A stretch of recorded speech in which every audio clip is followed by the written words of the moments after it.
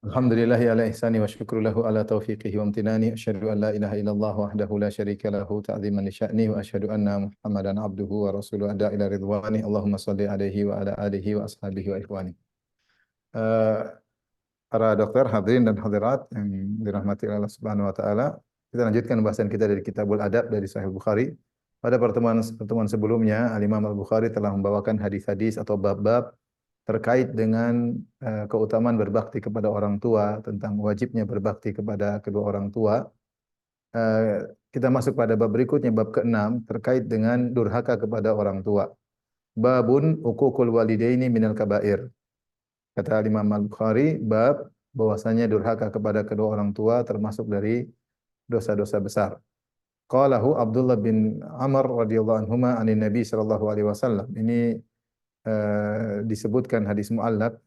Judul tersebut pernah diungkapkan oleh Abdullah bin Amr bin Al-As radhiyallahu anhuma dari Nabi sallallahu alaihi wasallam. Kemudian Imam Bukhari membawakan hadis, beliau berkata rahimahullahu taala, qala haddatsana Sa'ad bin Hafs qala haddatsana Syaiban an Mansur anil Musayyib atau Al-Musayyab an Rawad anil Mughirah anin Nabi sallallahu alaihi wasallam qala, dari Nabi sallallahu alaihi wasallam beliau bersabda, Inna Allah harrama alaikum uquqal ummahat. Sungguhnya Allah mengharamkan atas kalian durhaka kepada para ibu. Waman awahat, dan juga mengharamkan hanya bisa menuntut tapi tidak menunaikan hak orang lain. Wa wa'dal banat, ya. Dan juga mengharamkan atas kalian menguburkan putri hidup-hidup. Wa kariha lakum qila wa qal, dan Allah tidak suka atas kalian katanya dan katanya. Wa kathratas su'al, dan juga Allah tidak suka atau benci dengan banyak meminta atau banyak bertanya. Wa idha'atal mal, dan juga Allah tidak suka menyia-nyiakan harta, buang-buang harta. Ini hadis menjelaskan tentang hal-hal yang diharamkan dan yang dibenci oleh Allah Subhanahu wa taala. Pertama yang kita bahas ini, Rasulullah SAW bersabda, Innallaha harrama alaikum uquqal ummahat. Allah mengharamkan durhaka kepada kedua orang tua. Baik. Al-uquq, ya, diambil dari al-aq, ya. Al-aq. Al-aq maknanya adalah al-qata'. Al-qata' maksudnya memutuskan. Memutuskan, dan kita tahu bahwasanya durhaka ini dosa besar, akan dosa besar terkait dengan hak kedua orang tua. Nah, apa definisi durhaka? Definisi durhaka disebutkan oleh, saya bacakan perkataan Ibn Hajar rahimahullahu taala, wal muradu bihi suduru ma yata'adza bihil walid min waladihi, yaitu munculnya perbuatan atau sikap dari anak yang menjadikan orang tua terganggu, ya. Min qaulin au fi'lin, baik perkataan maupun perbuatan. Illa fi syirkin au ma'siyah, kecuali terkait dengan orang tuanya memaksa berbuatan syirik atau memaksa melakukan maksiat, maka sang anak tidak patuh meskipun kedua orang tuanya terganggu. Malam yata'annatil walid, selama orang tua tidak berlebih-lebihan, ya, selama orang tua tidak berlebih. Jadi perhatikan sini, Ibnu Hajar mengatakan durhaka adalah, definisinya adalah, jadi secara bahasa tadi ini memutuskan, secara bahasa adalah al-qata', memutuskan. Adapun secara istilah adalah munculnya atau uh, munculnya atau perkataan atau perbuatan dari anak yang menyebabkan orang tua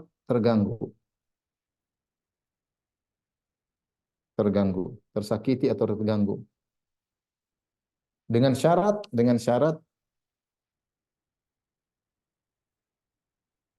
pertama, orang tua tidak berlebih-lebihan, ya. Yang kedua, bukan terkait dengan dengan perintah syirik atau maksiat.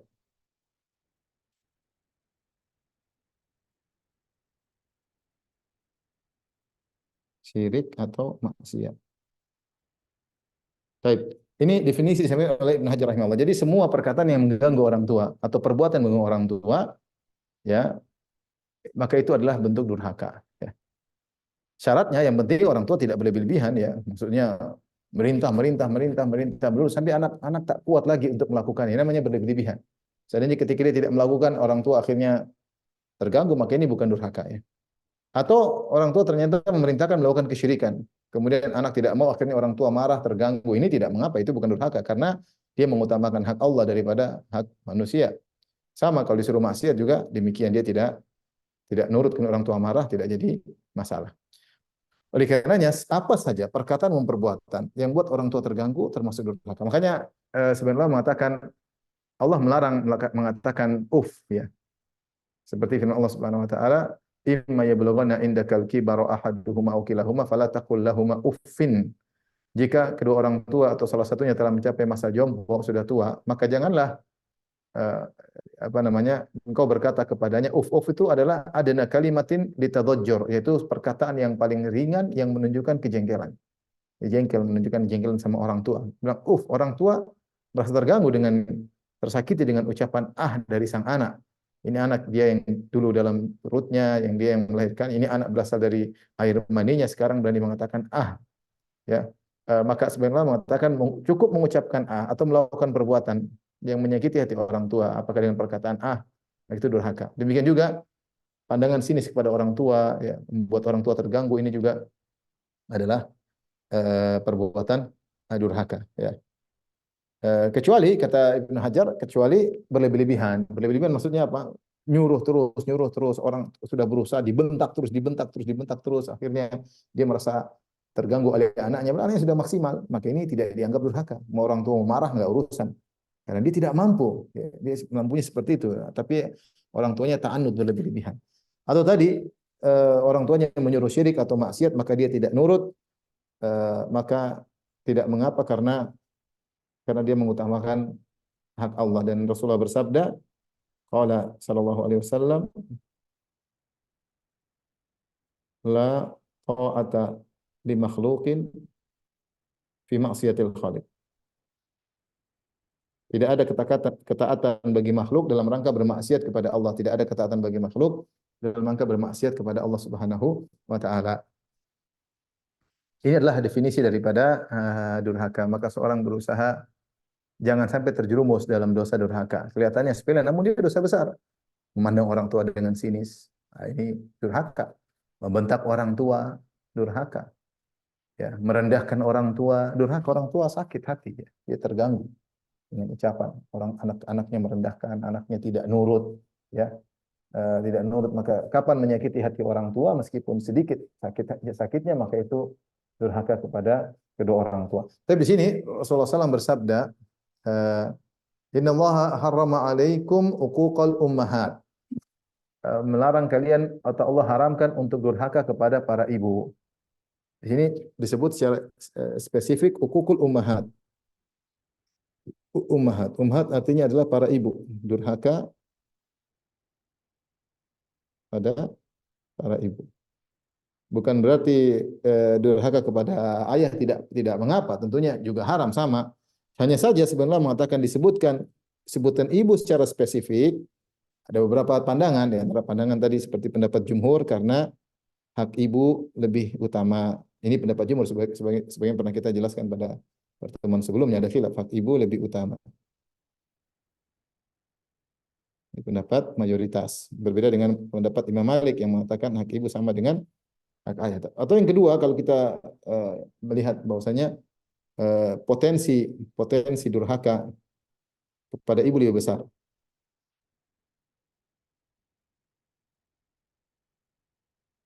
Lebih besar. Kenapa lebih besar? Ada beberapa sebab sudah kita singgung pada pertemuan sebelumnya. Karena ibu lemah. Ibu lemah. Ya, anak berani membantah ibu. Kalau dia bantah ayah mungkin ditempeleng sama ayahnya. Kalau bantah ibu lemah, ya. Yang kedua, kebaikan ibu sayang lebih banyak mengalah, ibu lebih banyak mengalah, banyak mengalah pada anak. Dan ini dijadikan kesempatan oleh anak untuk durhaka kepada sang ibu. Karena ibu mengalah, mengalah dibantah juga, diteriakin juga ibu diam-diam, tetap sayang, tetap sayang. Maka kesempatan bagi anak untuk potensi untuk durhaka kepadanya. Yang ketiga tadi kita singgung juga sebelumnya bahwasanya kebaikan ibu kebaikan ibu sering terlupakan. Kebaikan-kebaikan ibu sering terlupakan. Karena kita tidak lihat ketika ibu mengandung, kita nggak lihat kita dalam kandungan gimana melihat kita di kandung. Ibu menyusui kita juga lupa. Ya. Ibu melahirkan juga kita nggak lihat. Oleh karenanya kebaikan kami sering berbeda dengan kebaikan ayah yang kita lihat terus ayah pergi pulang tiap hari kasih rezeki kasih makanan sehingga pada ayah potensi untuk durhaka kecil. Oleh karenanya disebutkan oleh Nabi secara spesifik tentang ummahat, ibu-ibu, tidak lain karena potensi untuk durhaka kepada ibu lebih besar. Tapi kita lanjutkan yang berikutnya, kata Nabi SAW, wa man awahat. Allah juga mengharamkan mana wahat. Mana artinya dari mana? Yaitu mencegah. Hat maksudnya memberi. Ya, ada yang mengatakan maksudnya mana wahat, yaitu orang yang hanya bisa menuntut hak. Kalau dia punya hak, maka dia suka menuntut. Tapi kalau hak orang dia menahan-nahan. Ini tidak boleh. Seperti dalam perusahaan misalnya selalu salah satu pihak menuntut haknya tapi tidak menunaikan kewajiban.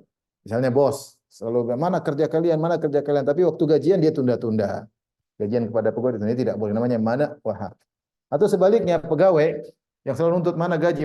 Ketika datang gaji kerjaannya malas, tidak sesuai dengan akad ya. Tapi kalau gaji pingin full, gaji pingin full. Sama terkait dengan misalnya pemerintah dengan rakyat. Misalnya pemerintah yang nuntut rakyat harus bayar ini, bayar anu, bayar ini, tapi ternyata hak rakyat tidak ditunaikan, pelayanan tidak sesuai dengan yang diharapkan. Ini namanya manat wahad. Atau sebaliknya, rakyat nuntut harusnya pemerintah tuh begini, harusnya begini, pintar, harusnya protes begini, tapi ketika ada kewajiban kepada pemerintah tidak dikerjakan ya. Ini namanya manat wahad. Atau suami istri, suami nuntut kepada istri harus cantik lah, harus berhias lah, harus ini, harus nurut, tapi dia sendiri tidak perhatian sama istri, tidak ngobrol sama istri, tidak memberikan kebutuhan istri, ini tidak boleh. Ya, suaminya memenang sendiri, atau sebaliknya istri memenang sendiri. Ya, nuntut sama suami uang belanja, uang ini, uang anu, uang ini harus kebutuhannya, ke salon lah, apalah. Jadi begitu suaminya minta dilayani, ya, menolak. Ini namanya mana wahat. Ini salah satu pendapat. Hanya bisa menuntut hak tapi tidak menunaikan kewajiban. Ini bisa menimpa siapa saja. Ada yang mengatakan mana wahat, artinya dia menahan hak orang lain, tapi menuntut yang bukan haknya. Menuntut yang bukan haknya. Ini lebih parah lagi dari tafsiran yang pertama. Tahu bukan haknya dia nuntut, ya. Padahal bukan hak dia. Bukan hak dia. Ya. Sebagian orang berbuat makar, ya. Misalnya ada tanah kosong. Tahu bukan tanah dia. Maka kemudian dia sertifikat dengan kerjasama yang haram, bayar sana bayar sini, akhirnya sertifikat, dia tahu bukan tanah dia. Kemudian dia tahu nanti akan dipermasalahkan, yang penting masuk pengadilan dan dia bisa dapat uang karena dia sempat mengklaim tanah tersebut. Orang punya trik banyak Pak untuk menuntut sesuatu yang bukan milik dia. Ya ini di antara makna had. Baik, berikutnya kata Nabi SAW wa'dal banat. Allah melarang wa'dal banat ya.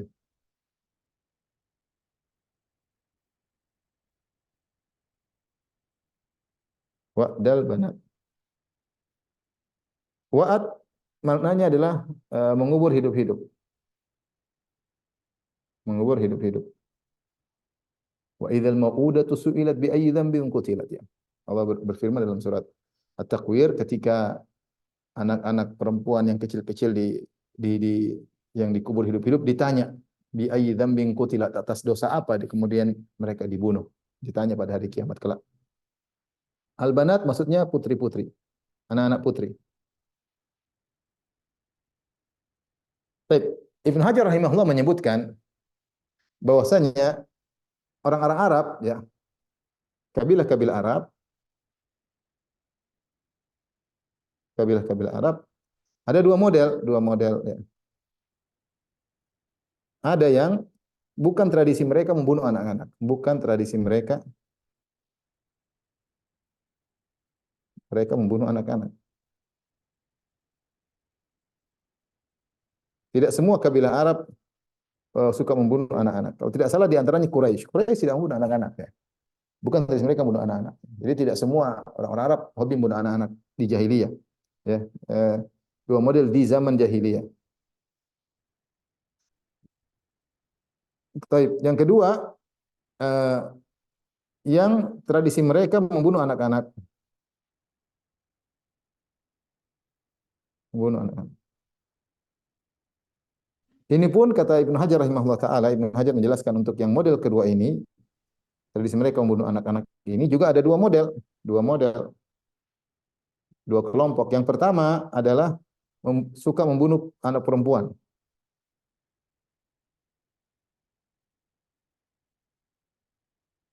Anak perempuan.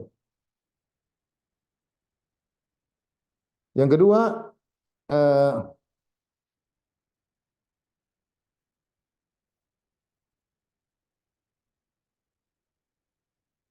yang kedua membunuh bahkan anak laki-laki, membunuh bahkan anak laki-laki, bahkan anak laki-laki.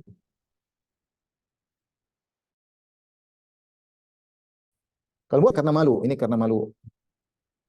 Kenapa malu? Karena anak perempuan buat apa tidak bisa dibanggakan untuk masuk dalam pertempuran, tidak bisa dibanggakan untuk mencari nafkah. Apalagi orang Arab dahulu mereka sering apa namanya bertempur di antara kabilah. Maka mereka punya bangga kalau punya anak laki-laki banyak. Anak perempuan mereka malu. Yang Allah sebutkan wa idza busyira ahadun bil untha dhalla wajhuhu muswaddan wa huwa kadhim yatawara minal qaumi min su'i ma busyira bihi ayumsikuhu ala hunin am yadussuhu fit turab. Kalau dikabarkan anaknya perempuan maka mereka malu ya. Ada cuma dua yang mereka lakukan. Mereka langsung kubur hidup-hidup sekarang atau mereka tunda nanti pada waktunya umur 6 tahun, 7 tahun, 8 tahun baru mereka kubur ya. Adapun yang kedua, membunuh anak bahkan laki-laki biasanya bukan karena malu tapi takut tidak bisa kasih makan. Kasih makan atau mengurangi harta mereka. Karena biaya harta mereka. Ini yang Allah mengatakan dalam surat Al-Isra misalnya wala taqtulu auladakum khasyata imlaq. Nahnu narzuquhum wa iyyakum. Jangan kalian bunuh anak-anak kalian karena takut miskin. Kami yang beri rezeki kepada anak sebagaimana kami beri rezeki kepada kalian. Artinya kalian ada rezekinya bapak-bapak dan orang tua, anak-anak juga yang tanggung rezeki adalah kami. Ini dua model apa namanya? Model orang membunuh anak di zaman jahiliyah.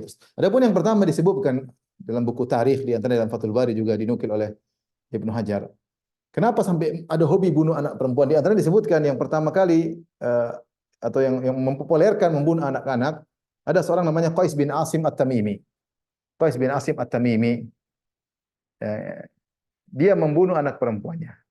Kalau tidak salah dalam sebagian riwayat dari riwayat Umar bin Khattab saya sampaikan kemarin dalam kisah Hafsah, Qais bin Asim At-Tamimi ini masuk Islam, dia masuk Islam. Tapi dulu di zaman jahiliyah dia sempat bunuh anak-anaknya. Kenapa dia bisa bunuh anak perempuannya? Dia berkelahi antar kabilah, berperang antar kabilah. Kemudian ternyata anak perempuannya ditawan oleh kabilah musuhnya, ditawan oleh kabilah musuhnya. Akhirnya tawan lama, ternyata perempuan ini anak yang ditawan oleh kabilah musuhnya ternyata jatuh cinta sama apa namanya? Kepala kabilah ya. Akhirnya menikah dengan kepala kabilah musuh tadi. Kemudian berjalan dengan waktu, akhirnya terjadi perdamaian antara dua kabilah. Kabilah Qais bin Asim At-Tamimi dengan kabilah musuh. Kabilah musuh. Ternyata dia dapati anaknya sudah nikah atau jatuh cinta sama kepala kabilah musuh. Maka akhirnya dia suruh pilih anaknya. Wahai putriku, kau pilih suamimu atau pilih aku? Ternyata anaknya memilih suaminya. Putrinya memilih suaminya. Maka dia pun jengkel, dia marah. Kemudian dia pulang, dia bersumpah. Kalau lahir lagi anak perempuan, saya akan bunuh. Saya akan bunuh. Karena jengkel malu. Ini anak perempuan kok malah milih suaminya. Suaminya musuh padahal. Harusnya kan dia bela bapaknya. Maka dia merasa malu. Dia bersumpah akan bunuh anak perempuan kalau lahir. Akhirnya dia pun ketika melahirkan istrinya melahirkan perempuan, dia bunuh. Dalam sebagian riwayat, kalau tidak salah, Qais bin Asim At-Tamimi ini ketika masuk Islam, dia bertanya kepada Nabi, ya Rasulullah, saya di jahiliyah saya telah membunuh 8 putriku. Ya. Setiap ada anak perempuan saya bunuh.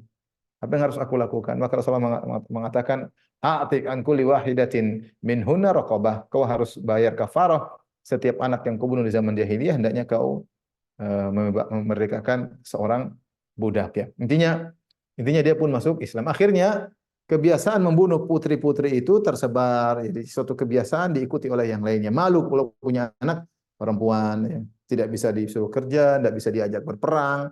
Nanti kalau ditawan malah berkhianat, malah jatuh cinta sama kabilah musuh. Ini model pertama. Model yang kedua tadi karena takut tidak punya anak, takut tidak bisa memberi nafkah. Allah mengatakan wala taqtulu auladakum khasyata imlaq. Nahnu narzukum wa iyyakum. Dalam sebagian ayat Allah berfirman, jangan kalian bunuh anak-anak kalian, laki-laki ataupun perempuan, karena takut miskin. Artinya kalian sudah punya harta, kalian bunuh karena takut miskin. Dalam ayat dikatakan dalam satu ayat khasyata imlaq. Khasyata imlaq ini itu takut miskin. Ini artinya apa? Asalnya sudah berkecukupan, punya anak takut anak ini makan rezeki, udah bunuh aja biar kita berkecukupan. Dalam ayat yang lain kata Allah Subhanahu wa taala min imlaqin, karena miskin. Dia tidak berkecukupan, udah miskin punya anak, waduh nanti gimana kasih makannya. Ini kita bunuh aja daripada kita nggak bisa kasih makan. Jadi dua-dua sebab. Satu berkecukupan, bunuh anak karena takut nggak cukup. Yang satu ketika melahirkan nggak berkecukupan sehingga bunuh anaknya. Ini dua-dua tidak diperbolehkan. Maka Allah mengatakan nahnu narzuquhum wa iyyakum. Kami telah memberi rezeki kepada sang anak sebagai rezeki pada kalian. Masing-masing sudah catatannya. Bukan tanggungan kalian, rezeki anak-anak kalian. Ini semua tanggungan Allah Subhanahu wa taala. Oleh karenanya, kalau ada orang takut punya anak banyak karena takut tidak bisa memberi nafkah kepada anak tersebut, maka dia telah terkena tradisi jahiliyah. Lain halnya kalau dia ingin punya anak cukup 3 supaya bisa mendidik, itu lain. Tapi kalau dia membatasi anak atau takut punya anak banyak karena takut tidak bisa kasih makan, itu suudzon sama Allah, itulah tradisi jahiliyah. Itu yang Allah bantah, nahnu narzuqukum wa iyyakum. Kami yang beri rezeki kepada mereka dan kalian. Ya. Tentu kita lihat kondisi kita masing-masing ya. Banyak di antara kita yang dulu anaknya ketika masih belum punya anak, lihat ekonominya seberapa. Ketika tambah anak tambah rezeki, ketika tambah anak tambah rezeki. Ada sih mungkin yang mengatakan Ustaz tambah banyak anak tambah susah, itu ujian, tapi kebanyakan yang saya lihat artinya secara umum orang yang tambah anaknya tambah rezekinya. Ya, karena rezeki Allah kasih anaknya lewat dia, ya. Lewat dia. Makanya banyak anak banyak rezeki itu benar, maksudnya dari sisi bukan Allah, dari sisi rezeki anak-anak sudah ditanggung akan datang lewat kedua orang tuanya, lewat ayahnya. Ya, maka siapa yang tidak mau punya anak, takut tidak bisa ngurus, tidak bisa kasih makan, maka dia telah terkena tradisi jahiliyah, yaitu suudzon kepada Allah Subhanahu wa taala. Namun subhanallah Ibnu Hajar rahimahullah menyebutkan uh, Qais bin Asim At-Tamimi ini yang dia telah membunuh putrinya. Ternyata ada orang lain yang juga punya di zaman jahiliyah punya kebiasaan baik. Itu namanya Sa'sa'ah bin Naji At-Tamimi. Sa'sa'ah bin Naji At-Tamimi, dia punya kebiasaan baik, yaitu kalau dia dengar ada orang yang ingin menguburkan anak perempuannya, maka dia segera datang, dia tawar, jangan kau bunuh, saya kasih kau duit. Saya kasih kau duit. Berapa sepakat kita? Berapa harta yang kau ingin? Kalau sepakat, nggak jadi dibunuh. Dia ngurus. Subhanallah, menyelamatkan nyawa manusia. Ya. Dan ini Sa'sa'ah bin Naji At-Tamimi adalah kakeknya Farasdak. Al-Farasdak namanya Hammam bin Ghalib bin Sa'sa'ah. Makanya Farasdak ahli syair, dia pernah berkata, "Wajaddil ladzi mana al-waidat wa ahyal waida falam yu'adi." Kakekku lah yang telah melarang ibu-ibu yang hendak atau orang-orang yang ingin menguburkan putrinya hidup-hidup, maka kakekku lah menghidupkan kembali yang tadinya mau dibunuh jadi hidup kembali. Jadi dia memuji kakeknya ya.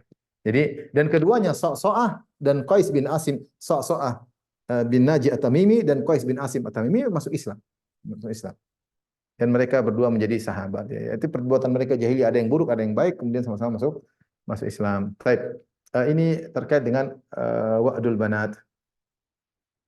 Perbuatan buruk yang hendaknya dihindari. Kemudian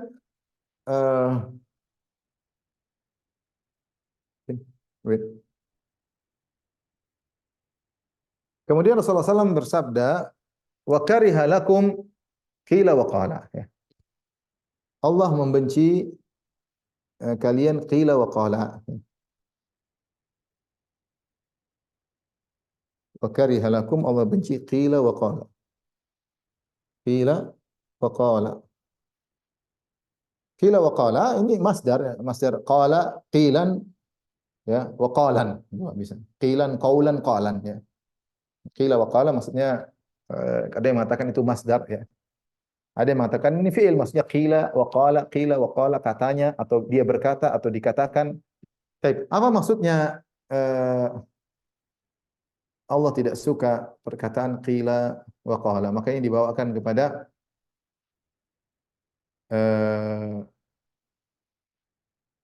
berapa makna? Di antara tiga makna. Maksudnya larangan terhadap tiga eh, tiga perbuatan atau tiga kegiatan, tiga hal. Yang pertama, maksudnya jangan banyak omong.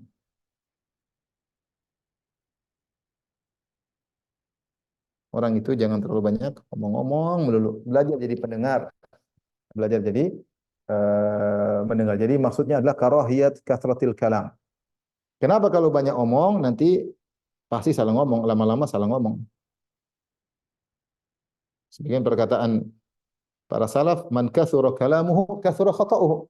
Wa man qalla kalamuhu qalla khata'uhu. Siapa yang banyak omong, banyak salahnya.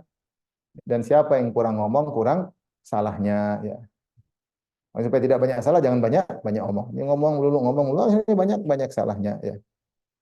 Dikatakan sebagian salah, man adda kalamahu min amalihi qalla kalamuhu. Siapa yang menganggap perkataan dia termasuk amal perbuatannya, maka akan sedikit omongannya. Kebanyakan orang ketika ngomong banyak, dia tidak menganggap omongan ini dicatat oleh malaikat. Tidak, dia menganggap ini bukan termasuk amal perbuatan. Padahal perkataan termasuk amal perbuatan yang juga dicatat oleh malaikat. Maka siapa yang sadar bahwasanya perkataan yang termasuk dari perbuatan, dia akan tidak banyak berbicara, tidak banyak berbicara. Kata Nabi SAW, man somata naja. Kata Nabi SAW, man somata naja. Siapa yang diam, dia selamat. Apalagi di zaman-zaman fitnah, banyak komentar, banyak komentar, banyak menganalisa bukan bidangnya. Kita memang tidak zaman fitnah. Yang lebih banyak diam lebih selamat. Terlalu banyak ngomong maka akan salah. Ya, ya lama-lama salah bicara, lama-lama terjatuh dalam kesalahan. Ini pendapat pertama atau tiga hal pertama yang dilarang. Yang kedua, yang dimaksud dengan qila wa qal, maksudnya menukil perkataan orang-orang. Hikayat aqwalin nas, menukil perkataan orang-orang. Maksudnya maksudnya bagaimana? Katanya begitu, dia bilang begini, katanya begitu, dia ngomong begini, mereka bilang begini, mereka katanya begini, komentarnya begini, ngomongin nukil-nukil orang. Nukil-nukil perkataan orang, ya. Nukil. Kemudian juga ingin tahu, ya, kata Ibnu Hajar, ya, hikayatu aqwalin nas, nukil perkataan orang, cari-cari tahu, wal bahthu anha, liyukhbira anha. Cari-cari tahu komentar orang untuk menukilnya. Ini juga apa kepo pingin tahu. Zaman dulu mungkin cari komentar agak susah. Zaman sekarang gampang sekali. Tinggal buka YouTube, tinggal buka Facebook, cari-cari kemudian nukil. Ini tidak, pekerjaan sia-sia, tidak ada faedahnya. Ya. Eh, kalau ada keperluan khusus tidak jadi masalah. Ya. Tapi kalau terlalu sering ini tidak boleh, menghabiskan energi, menghabiskan waktu, akhirnya masuk dalam menukil gibah dan namimah dan macam-macam banyak keburukan. Makanya Rasulullah Allah tidak suka khila wa qala. Dan yang ketiga mengatakan maksudnya yang dimaksud dengan qila wa qala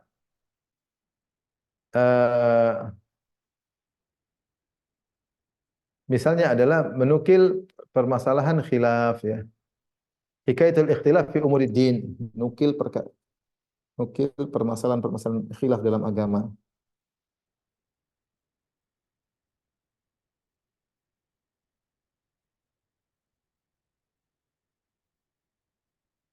Jika tidak jika tidak menguasai. Ini khawatir salah. Ini bilang begini, ternyata tidak benar, nisbah kepada ini ternyata tidak benar, maka hati-hati ya. Berkata fulan begini, ini berapa ini pendapat begini ya.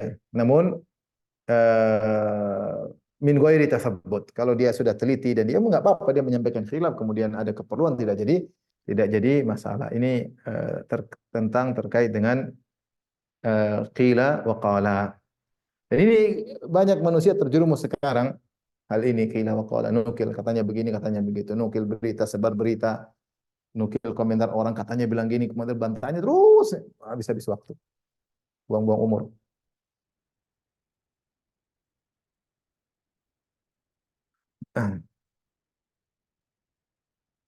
Kemudian di antaranya berikutnya yang dibenci oleh sudah ya? Dibenci oleh Allah Subhanahu wa taala wa kathratas soal.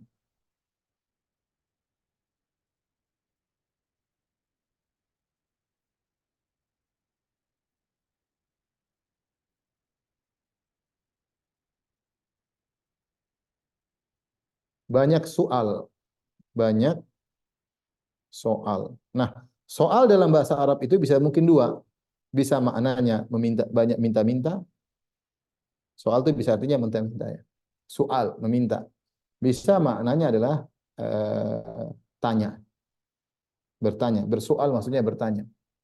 Bertanya, tanya-tanya. Ini dua, makanya dijelaskan oleh para ulama dengan dua makna ini ya, dengan dua makna ini.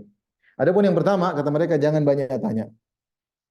Eh, Maksudnya apa? Misalnya bertanya tentang permasalahan-permasalahan yang sulit kata mereka. Contoh banyak tanya permasalahan pelik. Ya, jangan tanya permasalahan pelik yang kau nggak perlu. Permasalahan-permasalahan pelik yang terkadang apalagi bertanya untuk menjatuhkan, apalagi ugulutat bertanya kepada ulama yang mungkin namanya ulama tidak menguasai permasalahan. Banyak ustadz yang aneh ini supaya ustadz salah ngomong akhirnya dijebak ya. Apalagi dalam rangka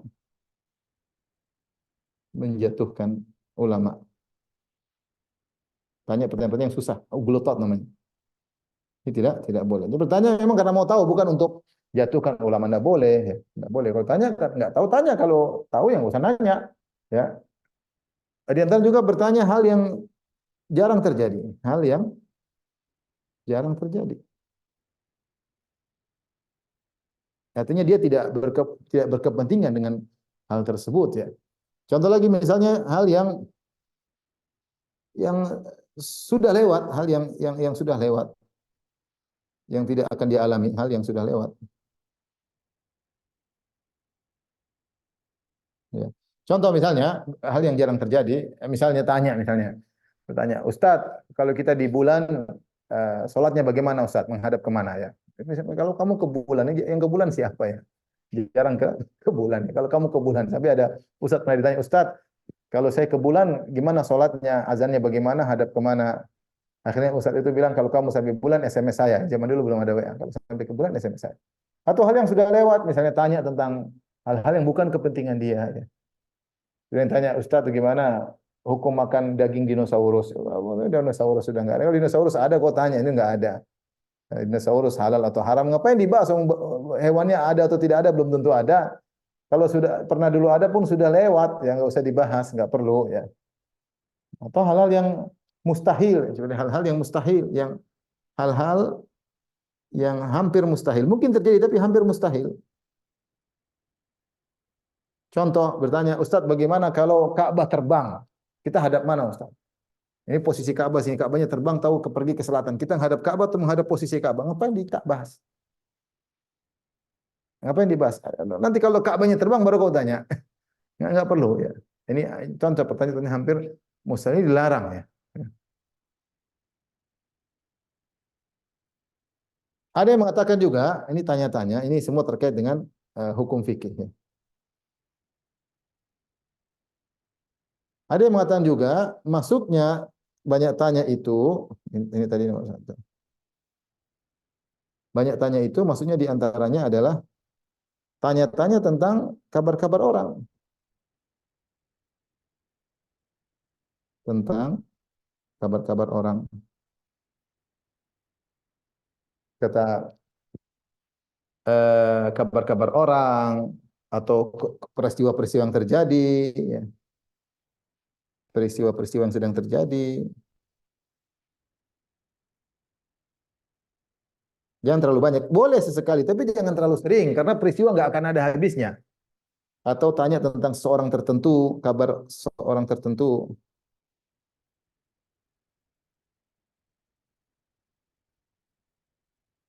Ini disebutkan semua oleh Ibnu Hajar rahimahullahu taala. Beliau mengatakan apa namanya?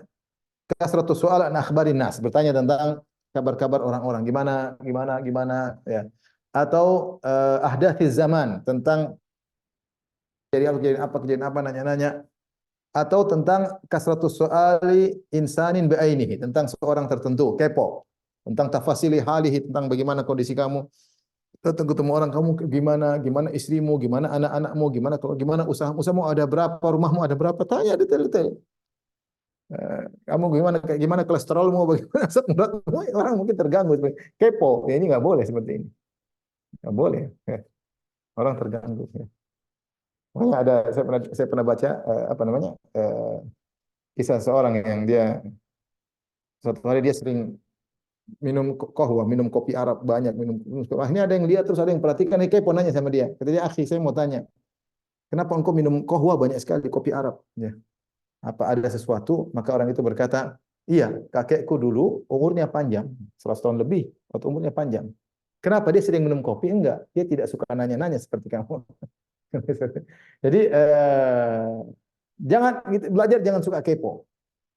Sehingga nanya ini, orang terganggu ditanya-tanya. Kalau kita tanya peristiwa yang terjadi selalu, Rasulullah tidak melarang, Allah tidak membenci secara mutlak. Boleh kita tanya, kalau kejadian besar kita tanya, ada kejadian apa? Boleh. Tapi kalau terlalu sering bertanya, akhirnya kita habis umur. Karena peristiwa tidak akan ada berhentinya. Kejadian ini, kita buka berita aja sehari bisa puluhan berita. Mau kita klik satu-satu, umur habis. Mau kita klik satu-satu, umur habis. Tapi tanya gimana kabar orang? Orang banyak, orang miliaran. Di Indonesia aja ratusan juta. Mau tanya ini, habis umur. Tidak ada faedahnya. Kalau kita tanya ada keperluan tentang si fulan bagaimana, saya mau kasih hadiah, itu nggak ada masalah. Itu nggak masalah ya. Ini di antara tanya-tanya yang dilarang ya. Taib, ini tafsiran pertama yang maksud dengan soal adalah bertanya ya. Yang kedua yang dimaksud dengan soal ini pertama, yang kedua yang dimaksud dengan soal maksudnya meminta. Meminta-minta. Meminta-minta di sini Ibnu Hajar membagi menjadi dua ya. Meminta untuk kepentingan orang lain, meminta untuk kepentingan sendiri, untuk diri sendiri, meminta untuk kepentingan orang lain, untuk kepentingan orang lain. Ini dibedakan ya, tidak sama. Adapun hadis-hadis yang datang kata Ibnu Hajar rahimahullah taala melarang untuk minta-minta pada orang kalau tidak perlu, misalnya la tazalul kata Nabi sallallahu alaihi wasallam, la tazalul mas'alatu bil abdi hatta ya'ti yaumil qiyamah wa laisa fi wajhi muz'atu lahmin. Senantiasa seorang minta karena ingin tidak punya malu sampai dia datang pada hari kiamat kelak. Dia datang hari kiamat kelak dalam kondisi wajahnya tidak ada dagingnya sama sekali. Kenapa? Rai gedek. Dia tidak punya lagi rasa malu. Karena minta akhirnya rasa malunya hilang. Harusnya orang kalau minta itu malu ya. Rasulullah SAW bersabda, innal mas'alata la tahillu li thalathatin illa li thalathin. Sungguhnya minta-minta itu tidak halal. Sebenarnya mengatakan hukum asalnya haram minta-minta kepada orang lain. Kecuali kepada 3 orang. Dibolehkan minta-minta. Siapa 3 orang tersebut? Yaitu kata Nabi SAW, lidhi faqrin mudqi au ghurmin mubzi' au ja'ihatin. 3 orang yang boleh minta-minta, tidak mengapa kalau dia benar-benar dalam kondisi miskin parah. Dia tidak bisa makan, anaknya tidak makan, dia boleh minta. Artinya dia juga berhak menerima zakat orang seperti ini. Maka dia boleh minta menunjukkan dia berhak menerima zakat. Kalau ada uang zakat kasih sama dia karena dia benar-benar tidak berusaha, tidak mampu ya. Atau ghurmin mufdhi itu dia disebutkan oleh sebagian ulama, dia maksudnya dia menanggung beban yang berat karena dia ingin mendamaikan orang. Ada 2 orang bertengkar, maka dia cari uang supaya 2 orang tersebut tidak bertengkar. Ingin bunuh-bunuhan dia damaikan, maka dia utang cari uang untuk mendamaikan mereka berdua. Orang seperti ini boleh juga minta untuk menutupi hutangnya karena dia berhutang bukan buat dirinya tapi untuk mendamaikan 2 orang. Au jaihah. Atau seorang yang punya kebun, kemudian apa namanya? Punya kebun kemudian datang hama, habislah kebunnya. Dia sudah habis uang, habis tenaga, habis waktu bikin kebun siap panen, tiba-tiba datang hama habis semua. Ini boleh dia minta karena untuk bisa mengurus kebunnya butuh tahun depan, untuk butuh musim panen lagi, dia butuh modal, maka dia boleh minta terkena musibah seperti ini. Ini dibolehkan oleh Nabi sallallahu alaihi wasallam. Selain itu maka tidak boleh. Ada yang bilang makruh, ada yang mengatakan haram. Dan kita punya kaidah Rasulullah menasihati Ibnu Abbas pada dia masih remaja, "Idza sa'alta fas'alillah." Jika kau minta, maka mintalah kepada Allah Subhanahu wa taala. Jika kau minta, maka mintalah kepada Allah Subhanahu wa taala ya.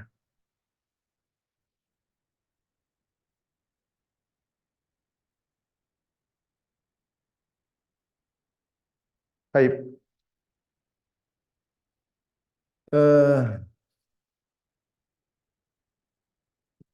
ini minta untuk diri sendiri ya. Adapun minta untuk orang lain ini pembahasan khusus kata Ibnu Hajar ini butuh apa namanya pembahasan. Hukum asalnya kita kalau minta untuk keperluan kaum muslimin yang lain maka termasuk tolong menolong ya, bukan untuk diri pribadi. Ya. Tapi kalau untuk diri pribadi maka hukum asalnya haram. Ada yang mengatakan hukumnya makruh. Namun disebutkan bahwasanya asahuha at-tahrim ya. Ada yang mengatakan bahwasanya yang paling benar hukum asalnya haram minta-minta kecuali orang-orang tadi yang telah disebutkan ya. Seorang berusaha tidak minta-minta, berusaha minta kepada Allah Subhanahu wa taala ya, dan berusaha untuk mencukupkan diri ya. Wa man istaghna yughnihi Allah. Kata Nabi sallallahu alaihi wasallam, siapa yang berusaha mencukupkan dirinya maka Allah buat dia cukup ya, sehingga dia tidak butuh minta-minta kepada orang. Jangan biarkan rai kita rai gedek ya. Tidak punya malu minta sana minta sini. Kalau kita bisa lakukan, lakukan sini. Justru kita berusaha belajar untuk memberi, bukan untuk minta-minta. Taib yang terakhir, kata Nabi SAW, wa idha'atal mal. Sudah ya?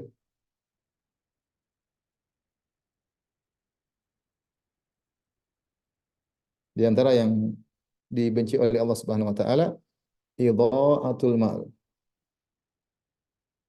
Menyia-nyiakan harta, menyia-nyiakan atau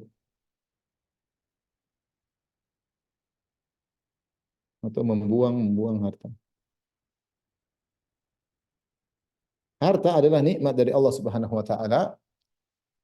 Ja'alallahu lakum qiyama ya Allah buat untuk mengurus. Kita butuh harta, banyak urusan yang bisa kita kerjakan. Menikah butuh harta, beli makan buat anak butuh harta, bangun rumah butuh harta, mau umroh butuh harta, mau haji butuh harta, buka usaha butuh harta. Harta di anugerah dari Allah agar kita bisa gunakan untuk hal-hal yang baik.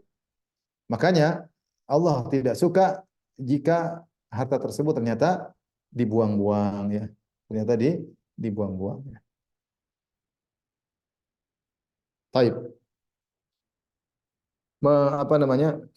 Membelanjakan harta ada beberapa model membelanjakan harta.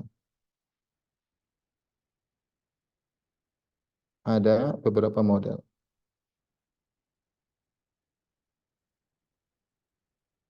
Yang pertama,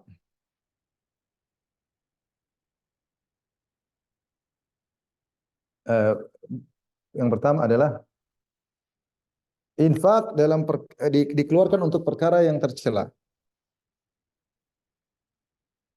Dibelanjakan atau dibelanjakan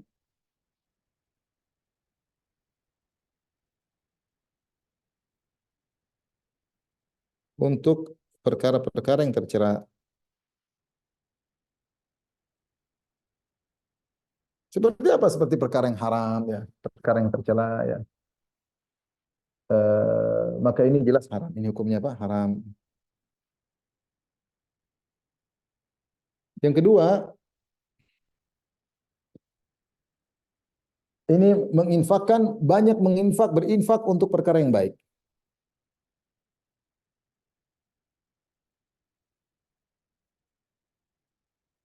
Untuk perkara-perkara yang baik. Yang baik menurut syariat. Menurut syariat. Baik duniawi maupun ukhrawi. Maupun ukhrawi. Maupun ukhrawi. Ya. Seperti apa dia berinfak hartanya untuk kasih makan orang. fakir miskin, untuk bangun pondok habis-habisan duitnya, untuk haji, untuk umroh ini misalnya seperti itu.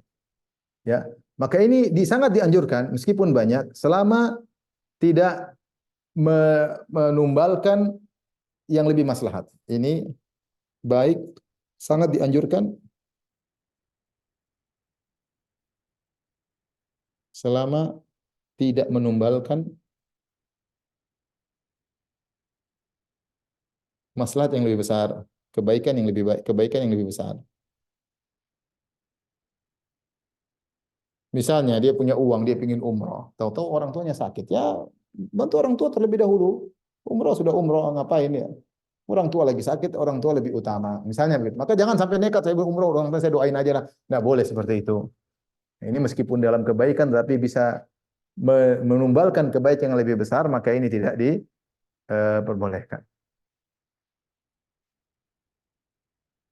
Adapun kalau tidak menimbulkan apa-apa, semuanya dia jalankan, dia masih punya uang, pengen umrah lagi, ya kita nggak bisa ngelarangnya. Selama tidak menumbalkan kebaikan lebih banyak.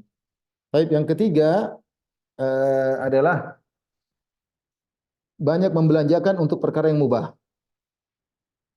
Banyak dikeluarkan untuk perkara-perkara yang mubah. Maka kebanyakan para ulama mengatakan dilihat kondisinya. Ya, jika sesuai dengan kondisi, jika sesuai, ini sebenarnya mengatakan demikian, jika sesuai dengan kondisi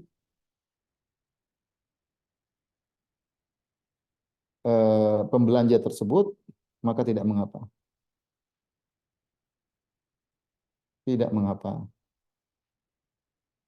Misalnya dia kaya raya, kemudian dia beli kebutuhan banyak, dia beli mobil banyak, dia nggak ada masalah. Memang dia butuh dan dia layak untuk punya mobil banyak, dia layak punya rumah banyak misalnya karena dia punya keluarga yang banyak, dia punya beli ini banyak karena pegawainya banyak, ini nggak ada masalah. Karena untuk kemaslahatan duniawi dia nggak ada masalah. Ya. Tidak ada masalah ya. Yang jadi masalah jika tidak sesuai dengan kondisinya. Sudah miskin, nekat beli mobil, utang banyak, misalnya tidak sesuai dengan kondisi, maka ini jadi masalah.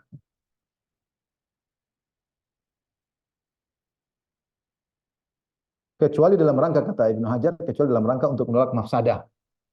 Misalnya dia diancam bunuh, maka dia keluarkan uangnya banyak-banyak supaya selamat. Nggak ada masalah. Atau dia sakit, maka dia keluarkan hartanya banyak-banyak untuk sembuh. Ini nggak ada masalah. Tapi kalau tidak ada mafsadah yang ingin dia hilangkan, ya maka ini namanya mubadzir, bukan pada tempatnya. Dia kondisi biasa beli barang-barang mewah, bukan pada tempatnya. Ya. Baik, terakhir saya nukilkan perkataan Ibnu Hajar rahimahullah taala, perkataan indah. Dia berkata, "Anna zaid alladzi la yaliku bihal munfiq israf." Orang yang berlebihan belanja yang tidak sesuai dengan kondisi dia, maka ini adalah mubadzir. Kemudian, "Wa man badala malan katsiran fi gharadin yasir tafihin addahu al-uqala mudayyi'an."